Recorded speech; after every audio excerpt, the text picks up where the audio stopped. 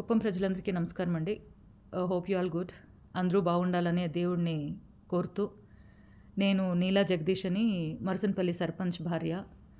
సర్పంచ్ భార్య అనేదానికన్నా ఒక సైనికుని భార్య అని చెప్పుకునేదానికి నాకు చాలా తృప్తిగా ఉంటుంది. ఈరోజు నేనేం చెప్పబోతున్నానంటే, మీకు అందరికీ తెలుసు, నేను ఆల్రెడీ మీ ముందుకు చాలాసార్లు వచ్చినాను. ఒకసారి ప్రెస్ మీట్ ఇస్తే ఇంకా చాలాసార్లు నేను ఫేస్బుక్లో లైవ్ వదిలానమాట. అందరికీ తెలుసు ఇక్కడ ఏం జరుగుతూ ఉంది, నేను ఏమేమిటిని హైలైట్ చేస్తూ ఉన్నానని. అవన్నీ చూసే ఒక టార్చర్ అని అనుకుంటా ఉండారేమో. ఏంటంటే నిజాన్ని నిర్భయంగా మాట్లాడేదే వాళ్ళకు ఒక టార్చర్, నిజాన్ని ప్రజలకు ఎత్తి చూపించేదే వాళ్ళు టార్చర్ అనుకుంటా ఉండారు.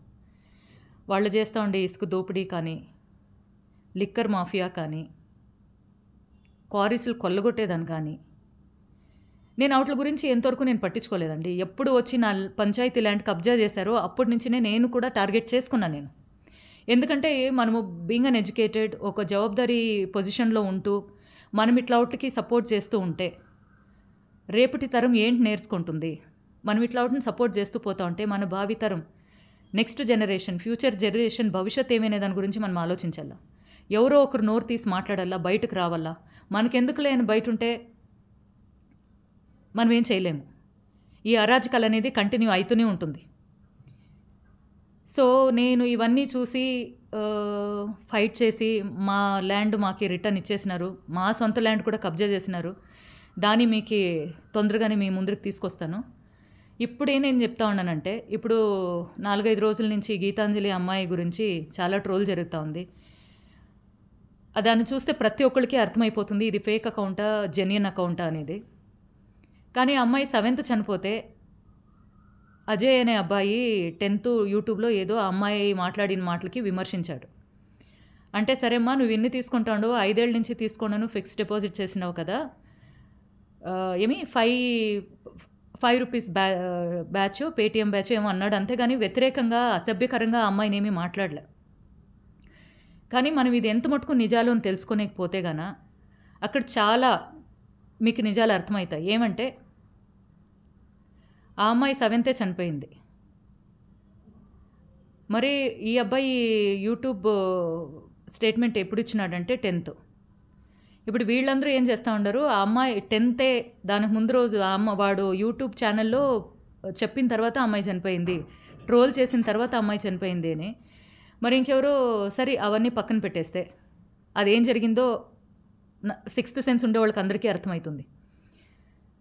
నా విషయానికి వస్తే, నేను ఎప్పుడు ప్రెస్ మీట్ ఇచ్చి నేను ఎమ్మెల్యే క్యాండిడేట్గా వేస్తూ ఉన్నాను అని చెప్పినప్పటి నుంచి నన్ను టార్గెట్ చేసుకుని ఏదో ఒక రకంగా ఈ అమ్మని మనం తొక్కల్లా, ఏదో ఒక రకంగా ఈ అమ్మని సైలెంట్ చేసేయాలా అనే విధంగా ఏదేదో చేశారండి. ఫ్యామిలీ పరంగా డిస్టర్బ్ చేశారు. మా ఆయనకి నాకి మధ్యలో అడ్డుగోడు కొట్టాలని కూడా చూశారు. ఇది ఎంత మటుకు సమంజసమో మీరు ఆలోచించండి. ప్రజలందరూ ఇట్లా వాళ్ళని రేపటి నాడు మనం గెలిపించుకొని మనం నాయకునిగా చేసుకుంటే ఎట్లుంటుంది? సరే, నా పంచాయతీ కొంతమంది వన్యకుల క్షత్రియులు భరత్కి చాలా సన్నిహితులు, వాళ్ళు పెట్టలేక మా ఆయనకు భయపడి వేరే వాళ్ళ చేత తాగిచ్చి క్వార్టర్ మందుచ్చి పోస్టులు పెట్టిస్తూ ఉండారండి నా పైన. చూడండి, మీకు పక్కలో పెడతాను చూడండి ఏదేది భాష మాట్లాడిండారో. ఒక తల్లి కూడా, వానికన్నా తల్లి కూడా సిగ్గుపడేనట్టుగా ఉంటాయి ఆ స్టేట్మెంట్లో, ఆ పోస్టింగ్స్. సరే, వాని తల్లి కన్నా ఎక్కువే కదా నేను. ఒక సైనికుని భార్య అంటే దేశం కోసం ప్రాణాలు వదిలే కూడా రెడీ అయ్యి వచ్చినోళ్ళం మేము. కానీ ఈ బాధ అనేది గుండెల్లో తట్టుకోన్నానండి. కానీ అమ్మాయి ఏడ్చుకుంటూ అమాయకంగా ఆ అవమానం భరించలేక చచ్చిపోయిన వాళ్ళు చాలామంది ఉండారు. కానీ నేననేది ఏంటంటే, ఇట్లా ఒకటికని మనం భయపడి మనం చనిపోతే మనం జనాలకి, జనరేషన్కి, మన లేడీస్కి ఏం సందేశం ఇచ్చినట్లుంటుంది మీరు ఆలోచించండి.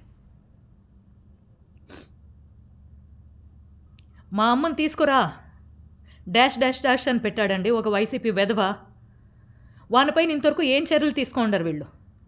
సరే, మా ఆయన కూడా వైఎస్ఆర్సీపీ సర్పంచే కదా. మా ఆయన ఎందుకు సైలెంట్గా ఉన్నాడంటే కేవలం జగన్మోహన్ రెడ్డి కోసమనే. ఇట్లావన్నీ జరుగుతూ ఉంటే మనం ఈ పార్టీకి ఎందుకు పనిచేయాలండి? లోకల్ లీడర్స్ ఎట్లా మాకు తెలుసు, వాళ్ళు యోగితులేమో తెలుసు, వాళ్ళు చిల్లర కోసం సాయంత్రం అయితే క్వార్టర్ మందుకి పడేవాళ్ళు. వాళ్ళ నాయకులని మనం అందరూ వాళ్ళని నమ్ముతూ ఉండము. వాళ్ళు చెప్పిన మాటలు వినాలా అనేది ఏముందండి? నిజం మాట్లాడకూడదా? మీరు చేస్తూ ఉండే తప్పు అని మేము చెప్పకూడదా? చూడండి, వాడు అసభ్యకరంగా ఏం చేసినాడు అనేది మీరు చూడండి, మీకే అర్థమవుతుంది. ఎవరో సజ్జల అనేవాడు, ఏది వైఎస్ఆర్సీపీ ఇన్ఛార్జర్ అంట, వాడు చెప్తాడు, ఏమి జగనన్న పాలనలో లేడీస్ని ఎక్కడ అబ్యూస్ చేయలేదు, అబ్యూస్ చేశారా లేదా, నన్ను ఎంత టార్గెట్ చేశారో, ఇంతవరకు మమ్మల్ని ఎంత అవమానం చేశారో ఫ్యామిలీ పరంగా, మేము ఎందుకురా స్వామి వచ్చాము ఇక్కడికి, మేమేమో రాజశేఖర్ రెడ్డి గారిని చూసి ఆయన గారిని పాలన తీసుకొస్తారు వాళ్ళ అబ్బాయి గారి నుంచి మేము వచ్చినామండి. వచ్చిన దానికి మాకేం బహుమతి ఇచ్చినారు, ఇంటర్న్ గిఫ్ట్ ఏమి ఇచ్చినారండి? అవమానం. పెద్దలు అంటారు, అవమానం జరిగిన చోట నీ చెప్పులు కూడా వదలొద్దని. మా ఆయన భరిస్తూ ఉన్నాడు, ఇవన్నీ చూసి కూడా ఆయన భార్యని ఇట్లంటే కూడా ఆయన భరిస్తూ ఊరికే ఉన్నాడంటే కేవలం ఆయనకి ఇంకా జగన్మోహన్ రెడ్డి గారిపైన ఉండే ఒక అభిమానంతో అంతే. కానీ ఆయన ఒక సిద్ధాంతాలకు నేను గౌరవిస్తానండి, నా సిద్ధాంతాలకు ఆయన గౌరవిస్తారు. కానీ ఈ విషయాలు ఇంతవరకు నేను బయటకు తీసుకురాలేదు. ఎందుకంటే ఈ సోషల్ మీడియాలో చూస్తూ ఉంటే లేడీస్కి చాలా రెస్పెక్ట్ ఇస్తారు, గౌరవిస్తారు అని చెప్తా ఉన్నారు. కాబట్టి నా విషయంలో ఏం జరిగింది, ఒక వైఎస్ఆర్సీపీ సర్పంచ్ భార్యకే ఇలా జరిగిందంటే ఇంకా సామాన్యుల పరిస్థితి ఎట్లుంటుంది ఆలోచించండి. రేపటి నాడు ఇట్లా ఒక క్యాండిడేట్ని మనం గెలిపించుకుంటే మన ఇంట్లో లేడీస్ బయట తిరిగే పరిస్థితులు ఉంటాయా? మనకి ఒక సరైన పాలకుడు కావాలండి. ఇప్పుడు ఆయన సోషల్ మీడియా వర్కర్స్ కావచ్చు, యథారాజు తథా ప్రజ అంటారు. ఆ రాజు ఎట్లుంటాడో తన అనుచరులు కూడా అట్లే ఉంటారు. చాలండి, ఇప్పటికి అయింది జరిగింది చాలు.